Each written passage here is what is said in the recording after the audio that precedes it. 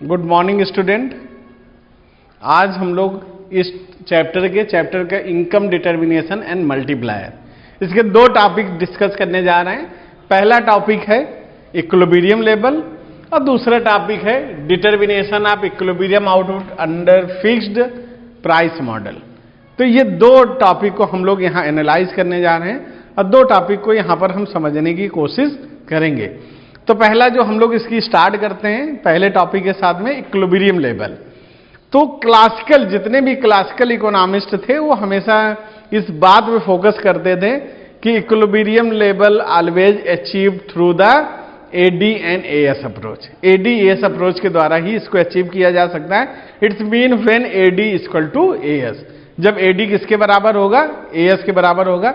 AD का मतलब समझ रहे होंगे, aggregate demand, and as mean aggregate supply. तो एडी एएस जब इक्विलिब्रियम पोजीशन पे होंगे तभी इसको हम अचीव कर सकते हैं, तभी इसको हम लोग गेन कर सकते हैं। तो ये होता है। लेकिन उसके बाद कीन्स की थ्योरी आई जो बहुत ज़्यादा इकोनॉमिक्स को बहुत ज़्यादा अफेक्ट की। इकोनॉमिक्स कहीं ना कहीं कीन्स के ऊपर बेस्ड हो गई। तो कीन्स कहते हैं कि नहीं, equilibrium we can achieve in three positions. It's mean full employment position, under employment position and over employment position. तो मतलब वो तीनों पोजिशन पर ही हम इक्विलिब्रियम को अटेन कर सकते हैं। उन्होंने उस थ्योरी को, जो क्लासिकल इकोनॉमिस्ट की थ्योरी थी कि जब एडी इक्वल टू एएस होता है उस समय फुल एम्प्लॉयमेंट सिचुएशन होती है इकोनॉमी में। इट्स मीन इनवॉलंटरी अनएम्प्लॉयमेंट की एबिलिटी नहीं होती। केवल अगर अनएम्प्लॉयमेंट सिचुएशन होती है तो वो किसकी होती है, वॉलंटरी अनएम्प्लॉयमेंट की। वॉलंटरी अनएम्प्लॉयमेंट का होने का मतलब क्या है कि जो एग्जिस्टिंग वेजेस में वर्क नहीं करना चाह रहे हैं, ऐसे लोग तो हो सकते हैं। लेकिन ऐसे लोग इकोनॉमी में आपको देखने को नहीं मिलेंगे जो जॉब चाहते हैं एग्जिस्टिंग वेजेस में, लेकिन they are not able to get a job, वो जॉब नहीं पा रहे हैं। तो ऐसी सिचुएशन में ही इक्विलिब्रियम होगा जब फुल एम्प्लॉयमेंट होगा। लेकिन इन्होंने तीनों सिचुएशन में कीन्स ने माना कि इक्विलिब्रियम हो सकता है। इक्विलिब्रियम उन्होंने अलग कॉन्सेप्ट माना और एम्प्लॉयमेंट अलग माना। उन्होंने ये नहीं कहा कि इक्विलिब्रियम होगा उस समय फुल एम्प्लॉयमेंट सिचुएशन होगी। वो कहते हैं इक्विलिब्रियम तब भी हो सकता है इकोनॉमी में जब फुल एम्प्लॉयमेंट ना हो, अंडर एम्प्लॉयमेंट हो तब भी हो सकता है जब ओवर एम्प्लॉयमेंट की सिचुएशन क्रिएट हो जाए। तो हम लोग एक एक टॉपिक के साथ में चलते हैं कि फुल एम्प्लॉयमेंट एक्चुअल में होता कब है और उसके लिए हम क्या किस तरह से उसके डायग्राम के द्वारा इसको रिप्रेजेंट करते हैं। तो सबसे पहला हम डायग्राम इसका लेते हैं टू एक्सिस के साथ। Again X axis, Y axis. X axis में सबको पता है इनकम को रिप्रेजेंट करते हैं, आउटपुट को रिप्रेजेंट करते हैं, एम्प्लॉयमेंट को रिप्रेजेंट करते हैं। तो ये रिप्रेजेंट हम तीनों चीज किसमें कर रहे हैं, एक्स एक्सिस में। और वाई एक्सिस में हम एडी को रिप्रेजेंट करेंगे, एग्रीगेट डिमांड को यहां पर हम रिप्रेजेंट करेंगे। सभी को पहले से ही क्लियर है कि एक 45 डिग्री की लाइन होती है जिसको एएस लाइन या वाई लाइन के नाम से जाना जाता है। एएस का मतलब एग्रीगेट सप्लाई, वाई का मतलब नेशनल इनकम, ये इनकम के बराबर होता है। दूसरी लाइन होती है एडी लाइन, वो भी बिल्कुल क्लियर है। एडी लाइन हमेशा कहां से शुरू होती है, वाई एक्सिस से। वाई एक्सिस से एडी लाइन शुरू होती है और इस तरह ये एक पोजीशन बनती है जहां पर एडी और एएस क्या हो जाते हैं, इक्वल हो जाते हैं। एडी एस उस पोजीशन पे इक्वल सिचुएशन पे आ जाते हैं। तो ये पोजीशन को हम लोग ई से रिप्रेजेंट कर देते हैं क्योंकि ये कहीं किसको रिप्रेजेंट कर रहा है, इक्विलिब्रियम को। और यहां पर हम इसके लिए कुछ भी ले सकते हैं, बहुत सारे टर्म हम इसके लिए यूज करते हैं। तो हम लोग क्यू ले लेते हैं। तो आप देख रहे हो कि ये वो पोजीशन है जिस पोजीशन में क्या होता है, it refer to the situation when aggregate demand is equal to the aggregate supply as full employment level. ये वो पोजीशन है जहां पर एडी किसके बराबर है, एएस के बराबर है और फुल एम्प्लॉयमेंट सिचुएशन है इकोनॉमी में। तो उस पोजीशन को यहां पर हम रिप्रेजेंट करते हैं। इसको क्या बोलते हैं, ओ। तो इसको आप देख लेते हैं डायग्राम को। डायग्राम में सबको क्लियर हो गया होगा। ये वो पॉइंट है जहां एडी किसके बराबर है, एएस के बराबर है। और इसी पोजीशन को हम लोग क्या बोलते हैं, फुल एम्प्लॉयमेंट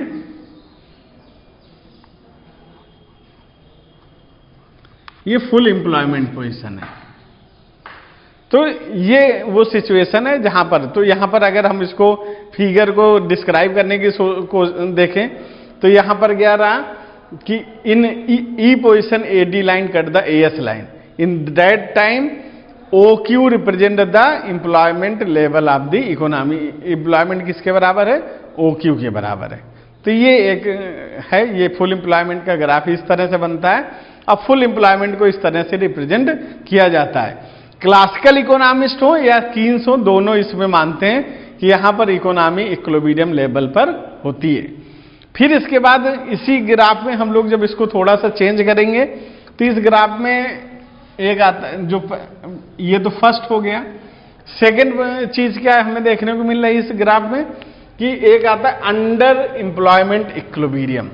तो अंडर एम्प्लॉयमेंट में क्या होता है कि हम एडी को डाउनवर्ड शिफ्ट कर देते हैं और इसका नाम क्या रख देते हैं? AD1। एडी को डाउनवर्ड शिफ्ट कर दिया और इसका नाम क्या रख दिया? AD1 रख दिया। और एक्चुअल में बहुत सारे इकोनॉमिस्ट कहते हैं it is the actual position of economy, क्योंकि इकोनॉमी कभी भी रियल फुल कि इकोनॉमी फुल एम्प्लॉयमेंट हो जाए ऐसी पोजीशन कभी देखने को मिलती है। ज्यादातर इकोनॉमी ऐसी होती है जहां अनएम्प्लॉयमेंट होता ही होता है, वो कितना भी हो अनएम्प्लॉयमेंट हो, कम से कम हो। तो यहां पर हम इसको देखेंगे, इसको अगर हम करें तो अब ये Q1 हो गया और ये एक नया पोजीशन हमने स्टेब्लिश कर दिया और इस पोजीशन का नाम कुछ भी रख देते हैं हम लोग। क्या नाम रख देते हैं? F नाम रख देते हैं। तो ये एक नई पोजीशन हमारे सामने जनरेट हो गई। तो इस पोजीशन के लिए डिस्क्रिप्शन हमारे पास क्या रहता है कि it refer to the situation when the aggregate demand is equal to the aggregate supply when the resources are not fully employed. जब रिसोर्सेज पूरी तरह से एम्प्लॉयड नहीं होते उस समय एडी किसके बराबर? एएस के बराबर है। इसकी एक और दूसरी डिफिनेशन हो सकती है, क्या होती है? It is the position when aggregate demand is less than equilibrium level of aggregate supply. जो रियल इक्विलिब्रियम लेवल थी उससे कम हो तो उस पोजीशन को हम लोग क्या बोलते हैं? अंडर एम्प्लॉयमेंट सिचुएशन या डिफिशिएंट डिमांड के नाम से जानते हैं। तो ये अंडर एम्प्लॉयमेंट पोजीशन क्रिएट हो रही। इस पोजीशन को फिर हम लोग एक बार डिस्कस करके देखते हैं कि इसमें क्या हो रहा है। In this figure AD1 equal to AS, AD1 किसके बराबर है? क्योंकि आप देख रहे हो ये जो पोजीशन है ये लाइन ये AD1 को रिप्रेजेंट कर रही और ये जो लाइन है ये AS को रिप्रेजेंट कर रही है। तो ये इक्विलिब्रियम किसके बराबर है? AD1 equal to AS। ये AD1 इक्वल टू AS के बराबर है एट पॉइंट F। इस पॉइंट F पे विच is the lower than the full employment situation, जो किससे कम है क्योंकि फुल एम्प्लॉयमेंट यहां था, ये उससे लोअर है, इसीलिए that's why it is known as the under employment situation. ये अंडर एम्प्लॉयमेंट सिचुएशन होती है। In this time voluntary and involuntary both unemployment created in economy, दोनों तरह के अनएम्प्लॉयमेंट इकोनॉमी में क्रिएट हो जाते हैं। तो ये इसको इस तरह से ग्राफिकल प्रेजेंटेशन किया जाता है। उसकी डिफिनीशन आपको दिख गई। फिर ये ग्राफ दिख गया। ग्राफ में क्या हो रहा कि एडी कम है, मार्केट में डिमांड कम है और सप्लाई एक हिसाब से ज्यादा थी। तो सप्लाई जब डिमांड कम हो जाती है तो सप्लाई भी अपने आप को वहीं एडजस्ट कर लेती है और एक नया इक्विलिब्रियम क्रिएट कर लेती है। उसी इक्विलिब्रियम की बात कर रहे हैं जो फुल एम्प्लॉयमेंट इक्विलिब्रियम से नीचे होता है और इसको ही हम लोग क्या बोलते हैं? Under employment situation. तो ये अंडर एम्प्लॉयमेंट सिचुएशन होती है। अब हम इसके अगले उसमें पार्ट में आते हैं। फिर थर्ड होता है। तो पहला हो गया फुल एम्प्लॉयमेंट, सेकंड हो गया under employment and last one जो एम्प्लॉयमेंट के बेस से हम इसको देखेंगे। लास्ट जो था जिसको यहां पर इसको कर सकते हैं आउटपुट हो गया, इनकम हो गया, एम्प्लॉयमेंट हो गया। ये तो एडी को रिप्रेजेंट कर रहा था। फिर वही लाइन रहेगी, ये लाइन क्या होगी? एएस को रिप्रेजेंट करेगी। दूसरी जो लाइन हम लेकर के आएंगे ये एडी को रिप्रेजेंट करेगी। फिर हम एक और डॉट डॉट करके लाइन ले लेते हैं। उस बार हमने लाइन किधर लिया था? नीचे की तरफ लिया था। अब की हमने लाइन को क्या कर दिया है, इसका Q नाम था तो इसका Q1 हो गया। ये इक्विलिब्रियम था पहला, ये E से हमने किसको रिप्रेजेंट किया था, इक्विलिब्रियम। इसको हम D से रिप्रेजेंट कर लेते हैं। किससे रिप्रेजेंट कर लेते हैं, D से रिप्रेजेंट कर लेते हैं। नया इक्विलिब्रियम एस्टेब्लिश हो रहा। तो ये जो डायग्राम बता रहा, आपको क्या बता रहा कि it refer to a situation when AD it's mean aggregate demand is equal to aggregate supply beyond the full employment level. ये बियॉन्ड द यानी फुल एम्प्लॉयमेंट से ऊपर चला गया है, तो beyond the full employment situation है। तो आपको दिखाई दे रहा है इस जगह पर जब OQ था एम्प्लॉयमेंट, उस समय फुल एम्प्लॉयमेंट सिचुएशन थी क्योंकि AD इक्वल टू AS था। फिर ये OQ1 हो गया, OQ से बढ़कर क्या हो गया, OQ1, और एक नई इक्विलिब्रियम लेवल एस्टेब्लिश हो गई जिसको D के नाम से जानते हैं। नई इक्विलिब्रियम लेवल एस्टेब्लिश हो गई, D के नाम जानते हैं, जिसको AD1 और क्या हुआ है, AS एक दूसरे को इंटरसेक्ट कर रहे हैं। तो इसको अगर हम लोग डिफाइन करें तो क्या बताएंगे कि AD1 equal to AS at a point D which is the higher than the full employment. ये किसको रिप्रेजेंट कर रहा है, higher than the full employment situation. और इस तरह से इकोनॉमी में तो क्या हो गया, AD लाइन जब अपवर्ड शिफ्ट हो जाती है तो इसको हम लोग ओवर फुल एम्प्लॉयमेंट सिचुएशन कहते हैं। AD लाइन जब डाउनवर्ड शिफ्ट हो जाती है और नया इक्विलिब्रियम लेवल बनाती है तो उसको अंडर फुल एम्प्लॉयमेंट सिचुएशन कहते हैं। और जब AD-AS ओरिजिनल लाइनें होती हैं तो उसको हम लोग क्या बोलते हैं, फुल एम्प्लॉयमेंट सिचुएशन।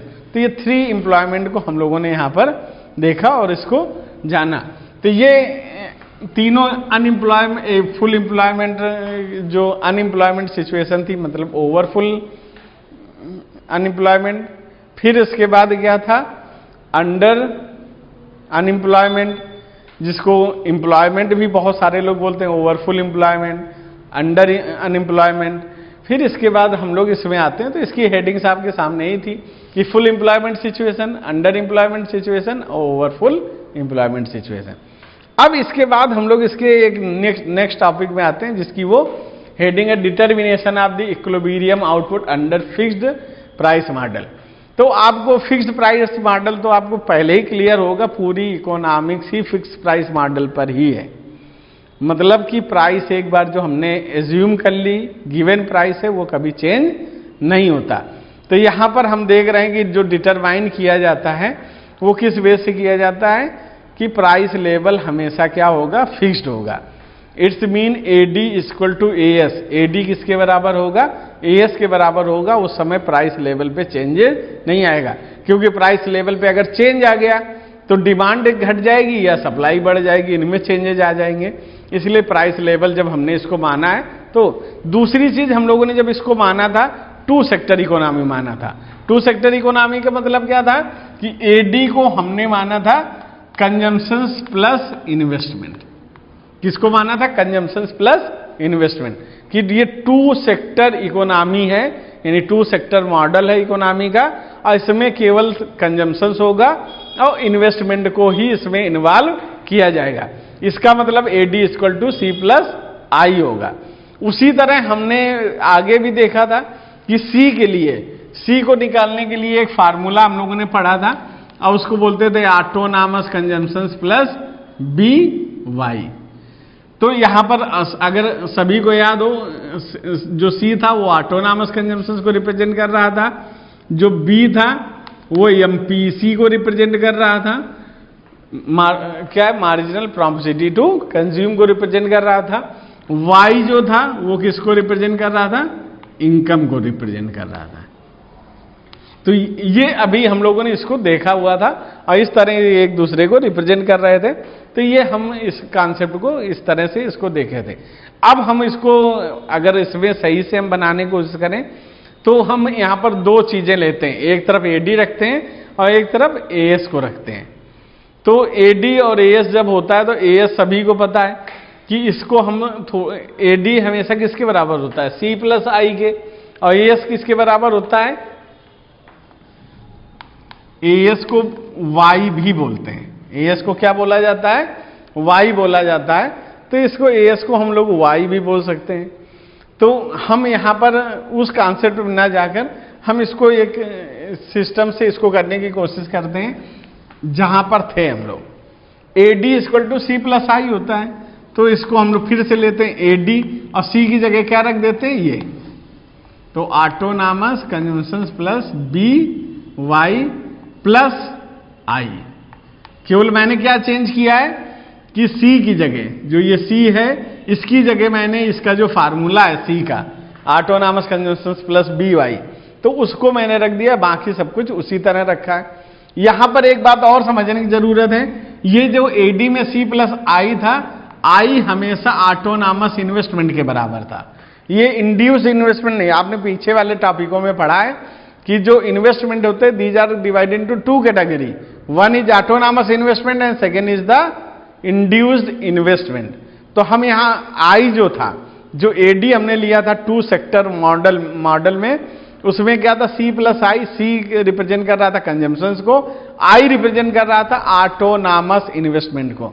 तो ये ऑटोनॉमस इन्वेस्टमेंट है, इसको रिप्रेजेंट कर सकते हैं, जिसको हम इस तरह से रिप्रेजेंट करते हैं। तो अब क्या हो गया ये दोनों, तो AD क्या हो जाएगा, AD इक्वल टू, अगर इसको प्लस कर देंगे तो इसको बोला जाता है ऑटोनॉमस एक्सपेंडिचर। क्या बोला जाता है, ऑटोनॉमस कंजम्पशंस और ऑटोनॉमस इन्वेस्टमेंट को मिला देंगे तो autonomous consumptions plus autonomous investment always equal to the autonomous expenditure of the government. ये गवर्नमेंट का ऑटोनॉमस एक्सपेंडिचर होता है, autonomous expenditure of the economy, ये इकोनॉमी का ऑटोनॉमस एक्सपेंडिचर होता है, जिसको कैपिटल A बार से दिखाया जाता है। तो अब क्या हो गया, प्लस BY, तो ये इस तरह से इसको रिप्रेजेंट करेंगे। तो इसको जब इस तरह से रिप्रेजेंट किया तो ये हमारे पास आ गया, और इसको हम ग्राफिकली भी अब प्रेजेंट कर सकते हैं। ग्राफिकली जब इसको प्रेजेंट करेंगे, डिटर्मिनेशन जब किया जाता है, तो फिर हमारे पास वही दोनों चीजें आ जाएंगी कि ये लाइन क्या करेगी, 45 डिग्री की लाइन AS को रिप्रेजेंट करेगी, दूसरी जो लाइन होगी ये किसको रिप्रेजेंट करेगी, AD को रिप्रेजेंट करेगी। और यही AD हमेशा किसके बराबर है, यहां पर मान लिया गया है किसके बराबर है, A बार के, या ये जो AD की शुरुआत है वो कहां से होती है, A बार से होती है। अगर आप लोग याद करो AD किसके बराबर होती है, C प्लस I के बराबर होती है। तो इनकम जब जीरो होती है, आपको टेबल से भी मैं दिखाऊं, Y था टेबल, अगर याद करो पीछे, फिर क्या था, C था, फिर क्या था, I था, और इनको जोड़ दो तो AD हो जाता है। रिकॉल करो आप लोग, Y 0 से स्टार्ट होता है, फिर 100 हुआ, 200 हुआ, 300 हुआ, इसी तरह कंजम्पशंस 40 से स्टार्ट हुआ, 120 हो गया, 200 हो गया, 280 हो गया, क्योंकि मैं इसके बाद 80, जब 100 बढ़ा 80 ले रहा हूं, यहां पर मैंने 40 ले लिया। फिर तो ये हमेशा, क्योंकि I हमेशा ऑटोनॉमस इन्वेस्टमेंट को रिप्रेजेंट कर रहा है, तो जीरो लेवल पे क्या होगा, AD के किसके बराबर होगा, C प्लस I, तो क्या हो गया 80। अब इसको ध्यान से देखो, ये वाला जब व्हेन इनकम इज जीरो, जब इनकम जीरो होती है, available consumption is known as autonomous consumption. तो ये ऑटोनॉमस कंजम्पशन है, यानी C बार है, ये ऑटोनॉमस इन्वेस्टमेंट है। तो इन दोनों को मिलाकर जो AD बन रहा है वो किसके बराबर है, A बार के बराबर है। इसी तरह अगर ये फिर से इंक्रीज हो जाए, A बार हम इंक्रीज कर दें तो ये AD1 रिप्रेजेंट हो जाएगा, और इसको A बार 1 के नाम से जाना जाएगा, A बार 1 के नाम से इसको हम जानेंगे, और एक नई लाइन का यहाँ फॉर्मेशन हो जाएगा। तो ये ग्राफिकल प्रेजेंटेशन है किसका है, और इसको आप किसी भी तरह कर सकते हो। ये लाइन हो गया, Q हो गया, यहाँ पर Q1 हो गया। तो जब यहाँ क्या हुआ है, O A बार से इंक्रीज होकर OA1 बार हो जाता है, तो ये क्वांटिटी भी OQ से इंक्रीज होकर OQ1 हो जाती है। तो ये डिटर्मिनेशन है, इस तरह से इसको हम लोग निकालते हैं, और ये इसके लिए कॉन्सेप्ट यूज होता है। तो इसको फिर से एक बार देख लेते हैं, रिकैप करते हैं। यहाँ पर मैंने लिया था एडी। एडी आप सबको पता है 2 सेक्टर इकोनॉमी में C प्लस आई होता है, तो C equal to autonomous consumption plus B Y.